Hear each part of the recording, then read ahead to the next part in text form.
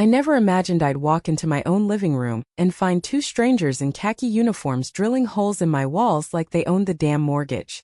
My wife Laura just sat at the kitchen table, sipping coffee with that serene little smile she saves for people who are about to regret every life choice. And the woman who sent them? Our HOA president Rhonda Prescott, the pearl-clutching queen of Willow Grove Estates, had zero clue she'd just kicked the hornet's nest that would sting her fake little empire to death. Morning used to feel peaceful here. Birds chirping, sprinklers hissing, the smell of fresh-cut grass that every single one of us paid extra dues to keep uniform. Then the red sticker appeared on my front door like a scarlet letter for the 21st century. Fire hazard. Immediate inspection required. Bold block letters screaming that my house was one spark away from Armageddon. I ripped it off so hard the glue stayed stuck to my fingers like cheap HOA gilt.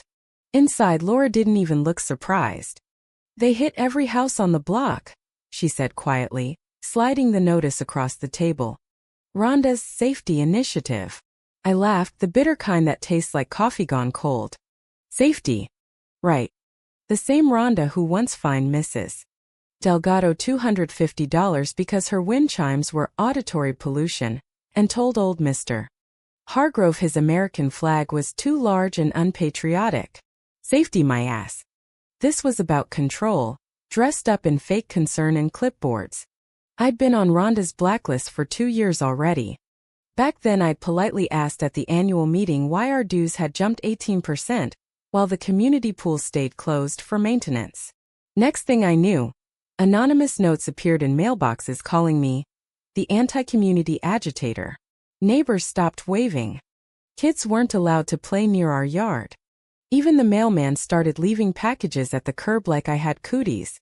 I swallowed it. Kept my head down. Learned the first rule of HOA survival. Shut up and smile. But this was next level. By noon the khaki boys, not county inspectors, just 2 guys Rhonda hired from some sketchy Home Guard Solutions outfit, were marching door to door like stormtroopers with tool belts. I watched from my porch as Tom from across the street signed their form with shaking hands. $5,000 for wiring upgrades, he muttered when they left. They said if I don't pay today the daily fine starts at $500. $500 a day. For what? A house that passed county inspection last spring? Rhonda herself glided down the sidewalk in her pastel blazer and pearls, clipboard pressed to her chest like a shield of righteousness. Just keeping everyone safe, neighbors, she sang out, voice dripping honey and arsenic. When she reached my driveway she stopped, flashing that practiced smile that never touched her eyes. Ethan Cole. So glad you received the notice. The specialists will be at your place first thing tomorrow. Full cooperation is appreciated, unless you'd prefer the fines, of course. I wanted to tell her exactly where she could shove her specialists. Instead I felt Laura's hand brush my back, calm, steady, the silent signal we'd perfected. So I smiled right back. Wouldn't dream of non-compliance, Rhonda. Safety first, right? Her eyes narrowed for half a second, like she smelled something off. Then the mask snapped back into place. Wonderful. I knew you'd see reason eventually. She clicked away in her heels, already mentally counting my check. That night the neighborhood felt different. Drill sounds echoed. Trucks idled. People whispered on porches instead of chatting over fences. I installed the tiny camera on the bookshelf myself, one of those nanny cam things I bought after the last slander campaign just in case. Blinking red light, silent witness. Laura watched me do it and simply nodded. She didn't say much. She never does when she's thinking 3 moves ahead. By morning the khaki boys were at my door. Rhonda stood behind them like a proud mama hen. Gentlemen, Mr. Cole is ready for his inspection, she announced. They stepped inside without waiting for an invitation, boots tracking dirt across my floors. One tapped my mantle like he was checking fruit for ripeness. The other started measuring outlets. We're finding multiple violations, the tall one said without looking up. This is gonna run you about $8,000 once we factor in the emergency surcharge. Rhonda beamed. For your own protection, of course. I clenched my jaw so hard I tasted blood. But I let them talk. Let the camera catch every word, every fake measurement, every greasy smile. Because Rhonda Prescott had spent years ruling this little kingdom on fear and fines. She thought she was untouchable. She had no idea my wife was the county's chief fire marshal, the woman who could pull every permit, every license, and every fake contractor credential in the state with one phone call. And tomorrow we were done playing nice. The next 3 days turned Willow Grove Estates into a circus of clipboards and cash. Trucks lined the curb like a construction invasion. Drills screamed. Neighbors I used to wave at now shuffled past with their heads down, clutching checks like surrender flags. Rhonda set up her little folding table at the cul-de-sac every afternoon, smiling sweetly while people handed over their life savings for mandatory upgrades. "Thank you for protecting property values," she'd coo like she was doing them a favor instead of running the world's most polite Ponzi scheme. I played the part of the beaten man perfectly. Left the new red sticker on my door. Nodded politely when Rhonda dropped by with updated estimates. Even let the inspectors come back twice, pretending to wince at every fake violation they invented.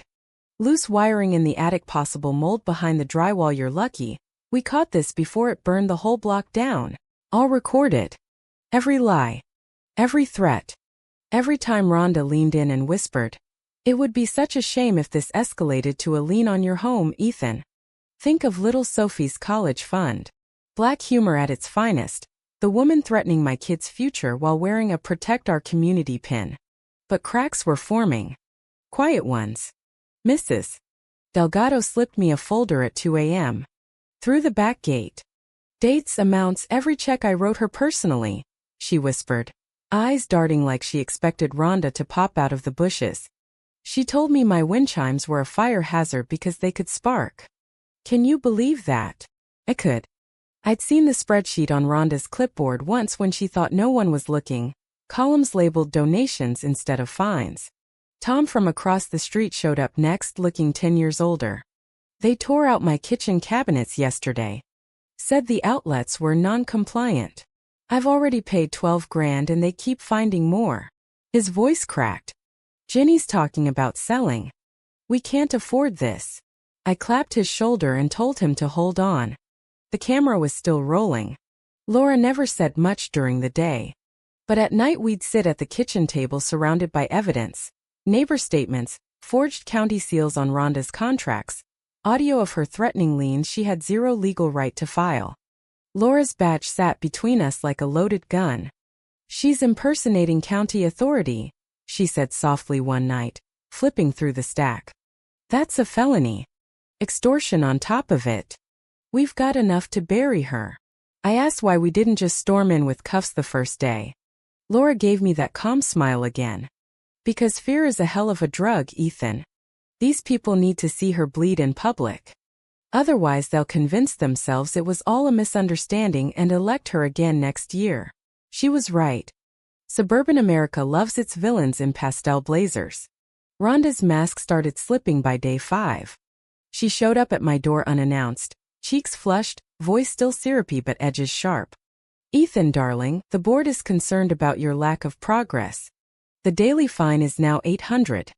We hate to do this, but rules are rules." She actually patted my arm like we were old friends. I smiled wider. "You know what, Rhonda? You're absolutely right. Why don't you come inside and we'll sign the paperwork right now? Bring the boys." Her eyes lit up like a kid who just won the spelling bee.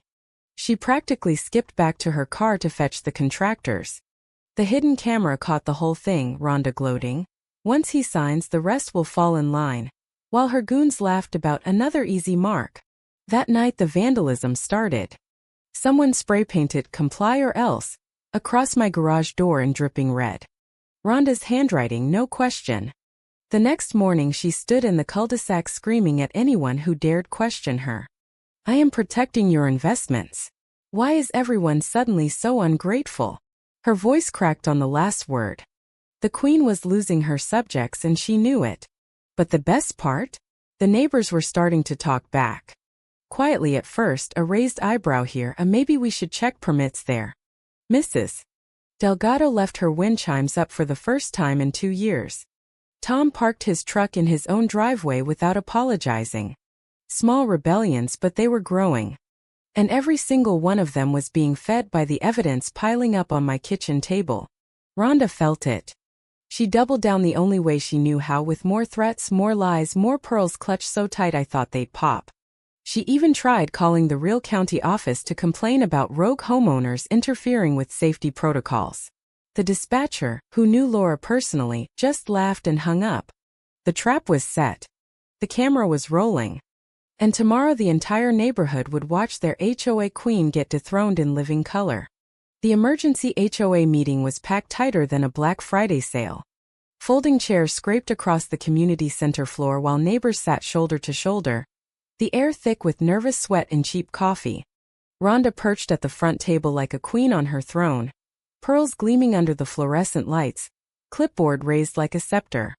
Order, everyone.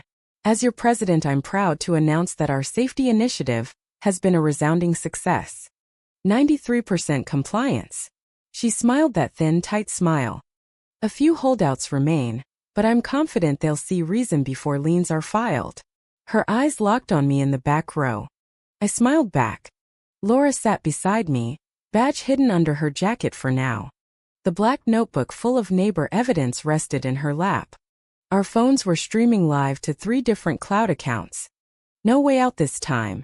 Rhonda cleared her throat with theatrical flair. Take Mr. Cole here, for example. Still refusing basic safety measures.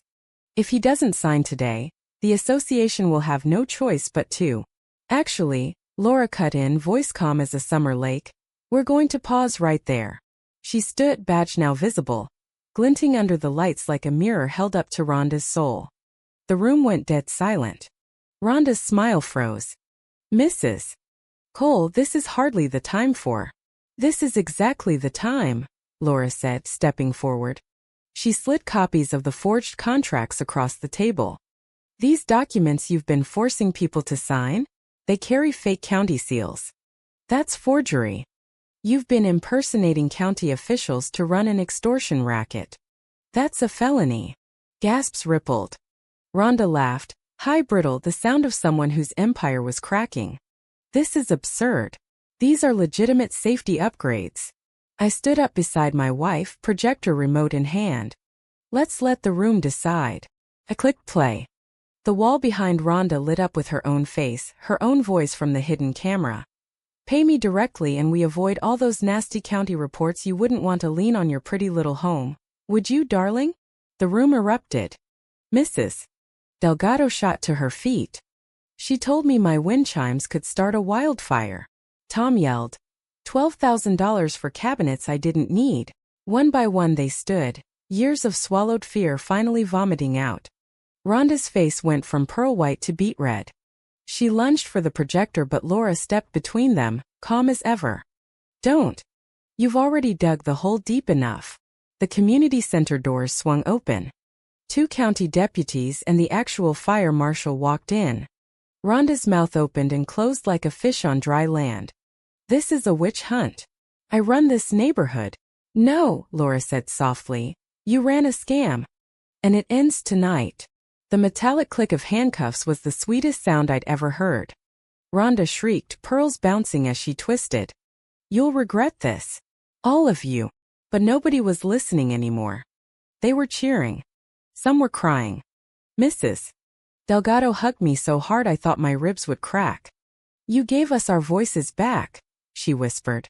Outside, the night air felt cleaner. Red stickers were already being ripped down up and down the street, crumpled into balls and tossed into recycling bins with satisfying thuds. Neighbors lingered at mailboxes for the first time in months, actually talking instead of whispering. Tom brought over a 6-pack. First rounds on me, the money I didn't have to give that witch. Rhonda's empire didn't just fall. It imploded in glorious, pearl-clutching fashion. The county investigation is still ongoing.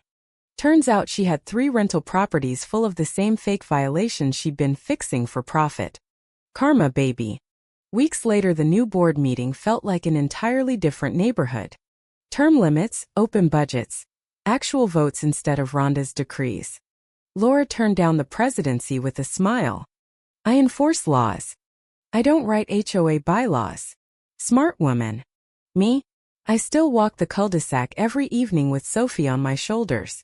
Flags fly whatever size people want. Wind chimes sing without fear. And every time I pass the house where Rhonda used to live, now for sale with a very real price reduced sign, I can't help but chuckle. The quiet guy everyone slandered? He never raised his voice once. He just waited, watched, recorded. And when the moment came, he let the truth do the screaming. So tell me, in the comments, be honest. Was Rhonda Prescott the only villain here? Or were the neighbors who kept paying and staying silent just as guilty for letting one woman turn a community into her personal cash machine? Who's really to blame when power goes unchecked, and who finally has the guts to check it? Drop your thoughts below. I'll be reading every single one while I enjoy my fine free backyard. See you in the next HOA nightmare.